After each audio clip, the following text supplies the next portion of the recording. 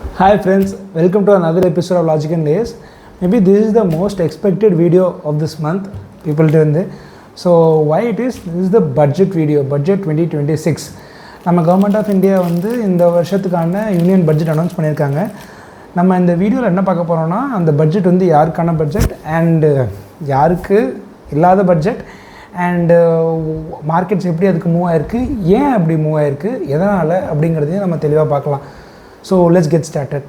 So first பார்த்தீங்கன்னா இந்த budget அவங்க ஸ்டார்ட் பண்ணுறச்சே ரொம்ப அவங்களோட டோனே ரொம்ப கான்ஃபிடெண்ட்டாக இருந்துச்சு, டிசிப்ளின் ரீஃபார்ம்ஸ் நிறையா சொன்னாங்க.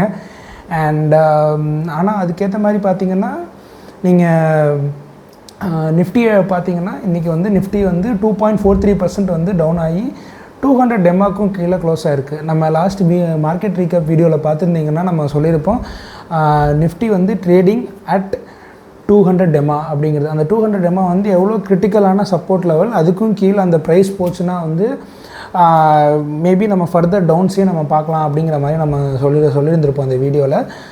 அதே தான் எக்ஸாக்ட்லி இங்கே நடந்திருக்கு. இந்த பட்ஜெட் வந்து ஆக்சுவலி அதுக்கு ஒரு ட்ரிகராக இருந்திருக்கு 200 டெமாவுக்கு கீழே போகிறதுக்கு. ஸோ ஏன் அப்படி நடந்துச்சு அப்படின்னு பார்த்தீங்கன்னா இது ரொம்ப மார்க்கெட் சென்ட்ரிக் பட்ஜெட்டான்னு கேட்டிங்கன்னா மார்க்கெட் ஃப்ரெண்ட்லி பட்ஜெட் கிடையவே கிடையாது. அண்ட் அட்லீஸ்ட் பீப்புள் சென்ட்ரிக் பட்ஜெட்டான்னு கேட்டிங்கன்னா என்னால் அதுவும் வந்து கன்ஃபார்மாக சொல்ல முடியல.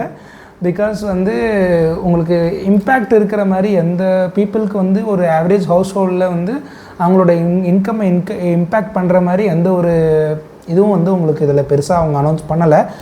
ஸோ இது ஃபஸ்ட் நம்ம முழுசாக நம்ம இதில் எப்படி வந்து பிரேக் டவுன் பண்ணோன்னா ஃபஸ்ட்டு நம்ம க்ரோத் பார்க்கலாம். க்ரோத் பற்றி அவங்க வந்து என்னென்ன வந்து இந்த பட்ஜெட் பண்ணலை அப்படிங்கிறத நம்ம பார்ப்போம். ஸோ ஃபஸ்ட்டு க்ரோத் சைடு பார்த்திங்கன்னா க்ரோத் சைடில் வந்து இந்த பட்ஜெட்டில் அவங்களுக்கு ஷார்ட் டேர்மில் க்ரோத்தை வந்து உங்களுக்கு ஆக்சலரேட் பண்ணுற மாதிரி புஷ் பண்ணுற மாதிரி வந்து எதுவுமே இல்லை. For example infrastructure spending normally பார்த்திங்கன்னா இன்ஃப்ராஸ்ட்ரக்சர் ஸ்பெண்டிங் கேபெக்ஸ் வந்து எப்போயுமே வந்து இந்த பட்ஜெட்டில் வந்து ஒரு மெயின் க்ரோத் இன்ஜினாக வந்து அதை புஷ் பண்ணுவாங்க government of India. So normally வந்து உங்களுக்கு இந்த மாதிரி கேபெக்ஸ் இன்ஃப்ராஸ்ட்ரக்சர் ஸ்பெண்டிங் அதிகப்படுத்த இது வந்து it is a big positive sign for the market. Because more and more projects வந்து கம்பெனிஸ்க்கு அவார்ட் ஆகும். இன்ஃப்ராஸ்ட்ரக்சர் கம்பெனிஸ்னால் உங்களுக்கு ஸோ மெனி செக்டர்ஸ் இருக்குது. உங்களுக்கு சிவில்லேருந்து சிமெண்ட்ஸ்லேருந்து உங்களுக்கு ஸ்டீல் கம்பெனிஸ்லேருந்து நிறைய ஏகப்பட்ட கம்பெனிஸ் அதிலேருந்து பெனிஃபிட் ஆகும். ஸோ அண்ட் உங்களுக்கு எம்ப்ளாய்மெண்ட்டும் அதிகமாகும். உங்களுக்கு people will get money in their hands. So it is generally a good sign for to grow. உங்களுக்கு வந்து க்ரோத்தை அதிகப்படுத்துறதுக்கு ஒரு புஷ் பண்ணுறதுக்கு தேவையான ஒரு முக்கியமான விஷயம் வந்து இன்ஃப்ராஸ்ட்ரக்சர் ஸ்பெண்டிங். ஸோ இந்த தடவை பார்த்தீங்கன்னா இன்ஃப்ராஸ்ட்ரக்சர் ஸ்பெண்டிங் அதிகமாக இருக்குது. ஃப்ரம் 11.2 to 12 lakh crore வந்து இன்க்ரீஸ் பண்ணியிருக்காங்க. But that's only an incremental change. அது வந்து உங்களுக்கு இப்போ ஃபார் எக்ஸாம்பிள் எப்படி சொல்கிறது, ரொம்ப பெரிய ஸ்டெப் சேஞ்ச் மாதிரி இல்லை. ஏன்னா அதனால் வந்து உங்களுக்கு பெரிய இம்பேக்ட் வந்து அடுத்த ஒரு நெக்ஸ்ட் 2 quartersல தெரியுமான்னு கேட்டிங்கன்னா தெரியாது. So that is the big catch here. Because வந்து நீங்கள் இந்த மாதிரி க்ரோத்தை வந்து ஆக்சலரேட் பண்ணணும் அப்படின்னா நீங்கள் வந்து இன்ஃப்ராஸ்ட்ரக்சர் ஸ்பெண்டிங்கை வந்து கொஞ்சம் இதுக்கு புஷ் பண்ணுற மாதிரி ஆக்சலரேட் பண்ணுற மாதிரி புஷ் பண்ணுற மாதிரி கொடுக்கணும். அப்போ தான் வந்து earnings வந்து இன்க்ரீஸ் ஆகும். that will be a great sign for the companies and with also for the markets also. So earnings wise and growth wise பார்த்திங்கன்னா இன்ஃப்ராஸ்ட்ரக்சர் வைஸ் இப்படி தான் பண்ணியிருக்காங்க. நெக்ஸ்ட்டு பார்த்திங்கன்னா வந்து இன்வெஸ்டர்ஸ் எதிர்பார்த்து ஒரு main 3 sector, defence first, capital markets and banking. இந்த 3 ஏரியாஸ்லேயும் பார்த்திங்கன்னா வந்து அவங்க வந்து சொல்லியிருக்காங்க லைக் எப்படின்னா வந்து நாங்கள் ஸ்ட்ரக்சரை சேஞ்ச் பண்ண போகிறோம், ஃபைனான்ஸ் என்பிஎஃப்சிஸோட செக்டர்ஸை வந்து செக்டோரல் ரீஃபார்மிங் வந்து நம்ம பண்ண போகிறோம். விச் மீன்ஸ் எப்படின்னா வந்து ரிவ்யூ கமிட்டி போட போகிறோம். நாங்கள் வந்து ஃபுல்லாக பார்த்து கம்பெனிஸ் ஃபுல்லாக என்ன மாதிரி இருக்குது, ஸ்ட்ரக்சர் என்ன இருக்குது அப்படின்னு பார்த்துட்டு அவங்களோட இன்கம் ஸ்ட்ரக்சராக இருக்கட்டும் எதுவாக இருக்கட்டும் எல்லாத்தையும் ரிவ்யூ பண்ணி போட போகிறோம் அப்படிங்கிற மாதிரி ஜென்ரலாக சொல்லியிருக்காங்களே தவிர ஒரு அதுக்கான ஒரு இன்சென்டிவோ இல்லை அது ஒரு எக்ஸிக்யூஷனோ அது எதுவுமே ஆக்சுவலி வந்து இந்த பட்ஜெட்டில் மென்ஷன் ஆகவே இல்லை. So that is one of the bad sign actually for companies like பேங்கிங்கோ என்பிஎஃப்சிஸோ.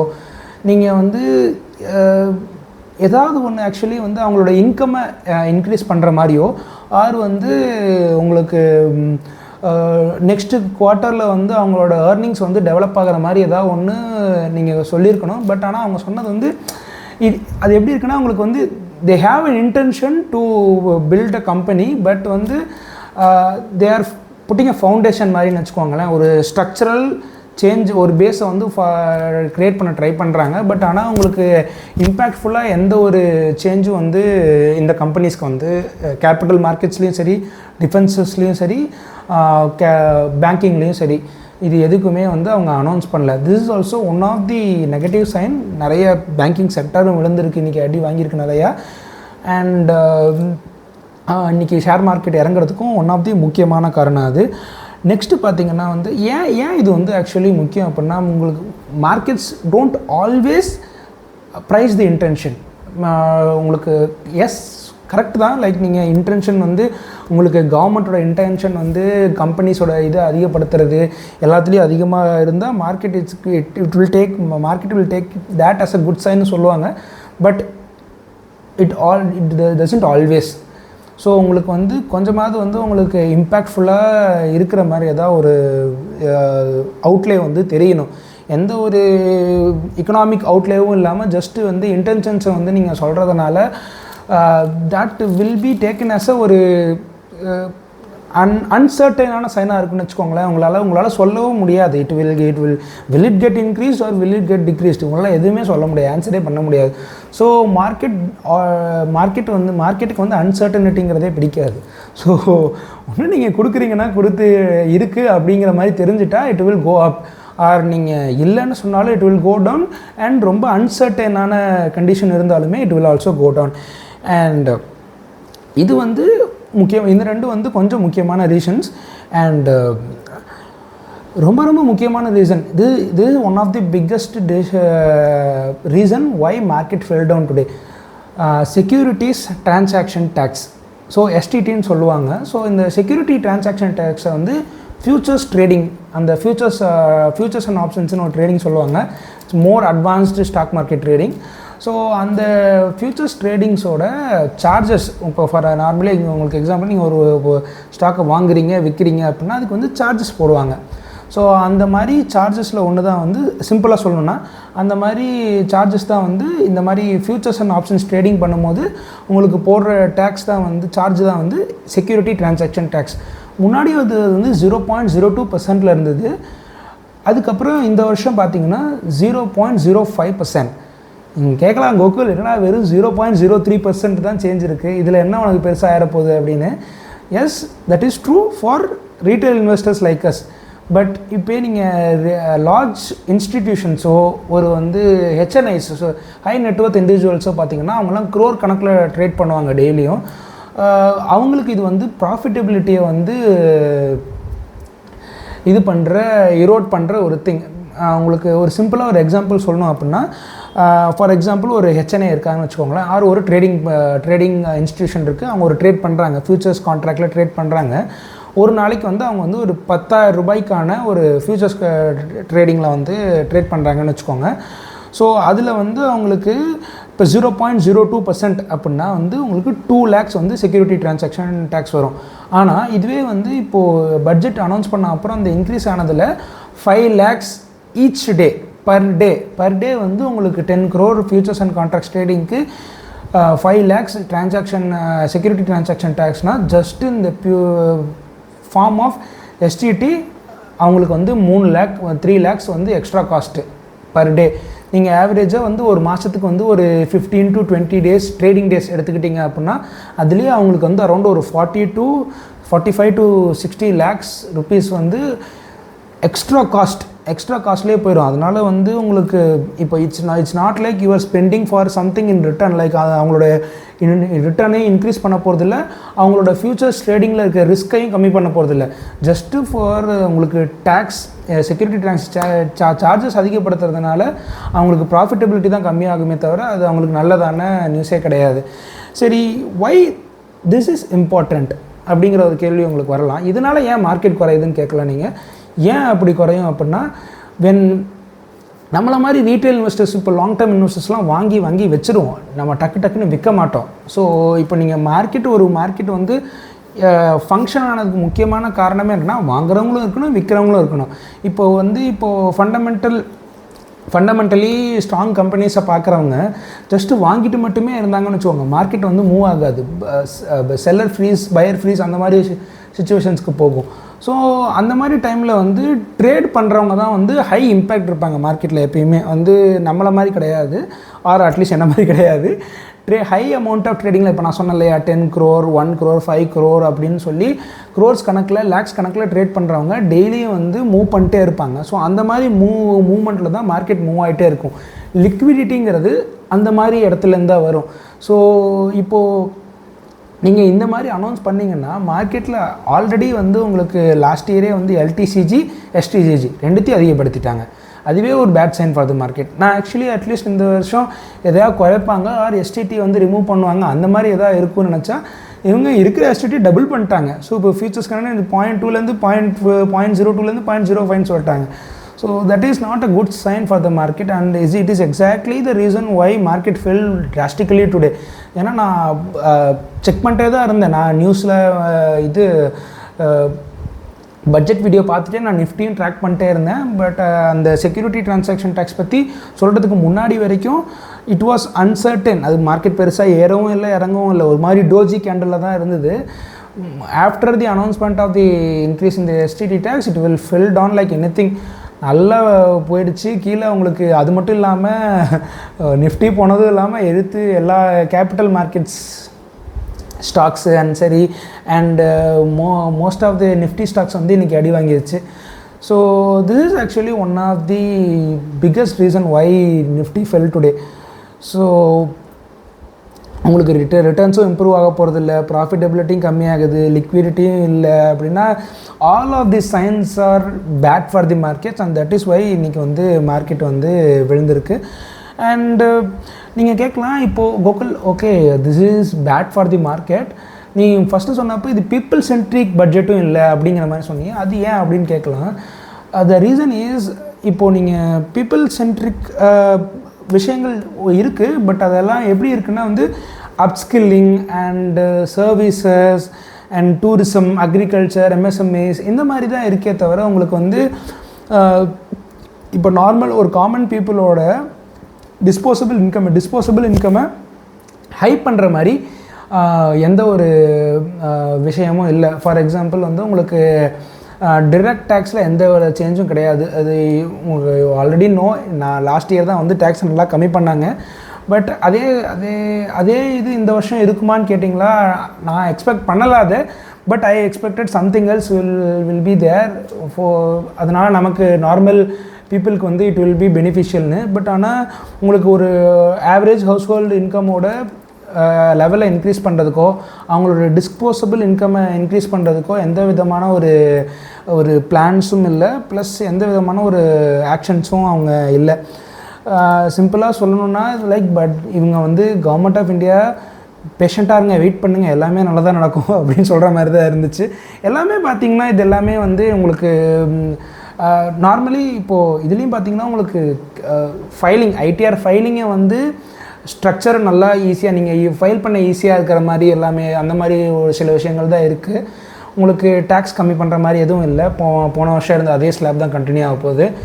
அண்டு உங்களுக்கு கையில் வர காசு அந்த டிஸ்போசபிள் இன்கம் டேக் ஹோம் மணி வந்து அப்படியே தான் வரப்போகுது. அண்ட் அதில் எதுவும் உங்களுக்கு மாற்றம் இல்லை. ஸோ அதனால் அதுவும் வந்து உங்களுக்கு ஒன் ஆஃப் தி ஒரு இந்த எப்படி சொல்கிறது எக்ஸ்பெக்டட் அந்த அளவுக்கு இல்லை. ஸோ இது வந்து ஒரு பீப்புளுக்கான பட்ஜெட்டும் இல்லை, ஒரு மார்க்கெட்டுக்கான பட்ஜெட்டும் இல்லை. சரி, ஏன் அப்புறம் இது கொண்டு வரதுக்கு என்ன ரீசன் அப்படின்னு கேட்டிங்கன்னா, the main reason is fiscal consolidation. Fiscal consolidation என்னென்னா உங்களுக்கு நார்மலி வந்து ஃபிஸ்கல் டெஃபிசிட்டை வந்து அவங்க வந்து மெயின்டைன் பண்ணணும், கண்ட்ரோல் பண்ணணும். நார்மலி ஃபிஸ்கல் டெஃபிசிட்னால் வந்து உங்களுக்கு ஒரு கவர்மெண்ட்டோட இன்கம் அண்ட் ரெவன்யூவோட மிஸ்மேட்ச் தான் வந்து ஃபிஸ்கல் டெஃபிசிட். ஸோ உங்களுக்கு வந்து இம்போர்ட் அண்ட் எக்ஸ்போர்ட்ஸ்னு வச்சுக்கோங்களேன், imports and exports, income and revenue இது எல்லாத்தோட அந்த மிஸ்மேட்ச் தான் வந்து ஃபிஸ்கல் டெஃபிசிட். ஸோ நார்மலி ஒரு வீட்டுக்கு வந்து நீங்கள் எப்படி இன்கம் அண்ட் எக்ஸ்பென்சஸை வந்து இது பண்ணுவீங்களோ அதுக்கேற்ற மாதிரி அந்த இடத்த அந்த மிஸ்மேட்சை வந்து இவங்க கண்ட்ரோல் பண்ணணும்னு ட்ரை பண்ணுறாங்க. ஸோ அந்த டைமில் நீங்கள் எப்படி என்ன பண்ணுவீங்க, உங்கள் வீட்டில் அதிகமாக எக்ஸ்பென்ஸ் ஆகுதுன்னு என்ன பண்ணுவீங்க, செலவாக கம்மி பண்ணுவீங்கள. அதே தான் இங்கேயும் நாங்கள் எதுவும் பெருசாக கேப்பெக்ஸுக்கு எதுவும் பெருசாக செய்ய போகிறது இல்லை. அடுத்து வந்து நாங்கள் இவங்க அனௌன்ஸ் பண்ண எல்லா கேப்பெக்ஸுமே பார்த்திங்கன்னா ஓவர் தி லாங் 5 இயர்ஸ் கொஞ்சம் கொஞ்சமாக இப்படி தான் போட்டுருக்காங்க. ஸோ நத்திங் இம்பேக்ட்ஃபுல்லாக எதுவுமே இல்லை. ஸோ மோஸ்ட்லி பார்த்திங்கன்னா இந்த பட்ஜெட் வந்து ஒரு defensive budget, which means government வந்து more focusing on stability rather than growth. அவங்களோட கண்ட்ரி ஃபிஸ்கல் டெஃபிசிட்டையும் சரி, அவங்களோட டெட் மேனேஜ்மெண்ட்டையும் சரி, அண்ட் இது எல்லாத்தையுமே வந்து அவங்க ஸ்டேபிளாக மெயின்டைன் பண்ணுறதுக்காக இந்த பட்ஜெட் கொண்டு வந்திருக்காங்களே தவிர நார்மல் பீப்புளுக்கோ ரீட்டைல் இன்வெஸ்டர்ஸ்க்கோ and not only retail investors, மற்ற இன்வெஸ்டர்ஸுக்குமே வந்து இது ஒரு நல்ல நியூஸான்னு கேட்டிங்கன்னா it's not a news.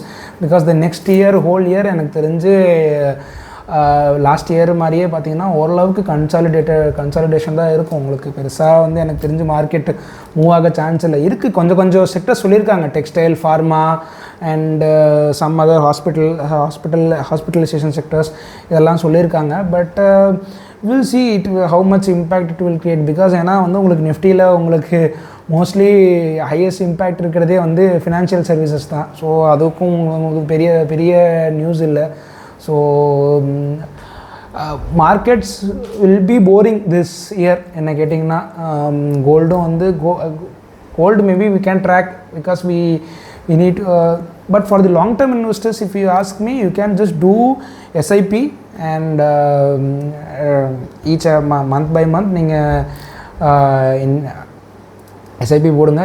surely this is not an investment advice, but long term சேவிங்ஸுக்குனா வந்து நீங்கள் ஷார்ட் டேர்ம் இதை வந்து நீங்கள் பார்க்கணுங்கிற அவசியம் கிடையாது. So this is about this budget. And Morley உங்களுக்கு இதிலேருந்து நீங்கள் என்ன கற்றுக்கலான்னா வந்து ஃபார் எக்ஸாம்பிள் ஒரு நார்மல் சிட்டிசனுக்கு நீங்கள் கவர்மெண்ட் வந்து எல்லா டைமும் வந்து க்ரோத்தை பற்றி மட்டும் நினச்சிட்ருப்பாங்க அப்படிங்கிற ஒரு சிக்னல் வந்து இல்லை. இது ஆக்சுவலி எனக்கும் ஒரு புதுசு தான். ஏன்னா நானும் ரொம்ப மோஸ்ட் டிஃபென்சிவ் பட்ஜெட்டாக இருக்குது. ஏன்னா நான் லாஸ்ட் ஒரு February 2021 தான் நான் ட்ராக் பண்ண ஆரம்பிச்சிட்டு இருந்தேன். ஸோ ஸ்டாக் மார்க்கெட்டை. ஸோ நான் கடைசி ஒரு 2-3 பட்ஜெட் தான் பார்த்துருக்கேன், அனலைஸ் பண்ணது சொல்கிறேன். ஸோ இது வந்து இப்போ கொஞ்சம் புதுசாக இருந்தது, எதுவுமே இல்லை. லாஸ்ட் இயர் வந்து எனக்கு ரொம்ப ஷாக்கராக இருந்தது. இந்த வருஷம் கொஞ்சம் அட்லீஸ்ட் அதில் வந்து டேக்ஸ் டிடக்ஷன்ஸாக இருந்துச்சு. இந்த வருஷம் எந்த நியூஸும் இல்லை, ரொம்ப பிளெயின் பட்ஜெட்டாக இருந்தது, boring. And the stock market will also be boring இந்த இயர் ஃபுல்லாக. ஸோ இதுலேருந்து நம்ம என்ன கற்றுக்கணுன்னா, நீங்கள் வெயிட் பண்ணணும். கவர்மெண்ட் எல்லா டைமும் வந்து க்ரோத்தை பற்றி பார்க்க மாட்டாங்க, மார்க்கெட்ஸும் எல்லா டைமும் டிசிப்ளினுக்கு வந்து ரிவார்ட் பண்ணாது. ஸோ அதுக்கப்புறம் பார்த்தீங்கன்னா நீங்கள் ஒரு பிஸ்னஸ் ஸ்டூடெண்ட்ஸாக இருந்தால் நீங்கள் இதுலேருந்து இது ஒரு கிளாசிக் ஸ்டடி, உங்களுக்கு கேஸ் ஸ்டடி. லைக் எப்படி வந்து கவர்மெண்ட் வந்து ஸ்ட்ரக்சரல் ரிஃபார்மை வந்து எப்படி இது பண்ணுவாங்க, அண்டு உங்களுக்கு வந்து earningsையும் அண்டு பேலன்ஸ் ஷீட் எதையும் எப்படி மேனேஜ் பண்ணணும்னு நினைப்பாங்க, எல்லாத்தையும் பார்க்கலாம். பிகாஸ் ஏன்னா இந்த பட்ஜெட்டே is to stabilise the balance sheet of the government. So நம்ம இந்தியன் கவர்மெண்ட்டோட income and outcome and assets and லயபிலிட்டிஸை ஒரு ஸ்டேபிளைஸாக வச்சுக்கிறதுக்கான பட்ஜெட்டே தவிர ஸோ க்ரோத்துக்கான பட்ஜெட் இல்லை.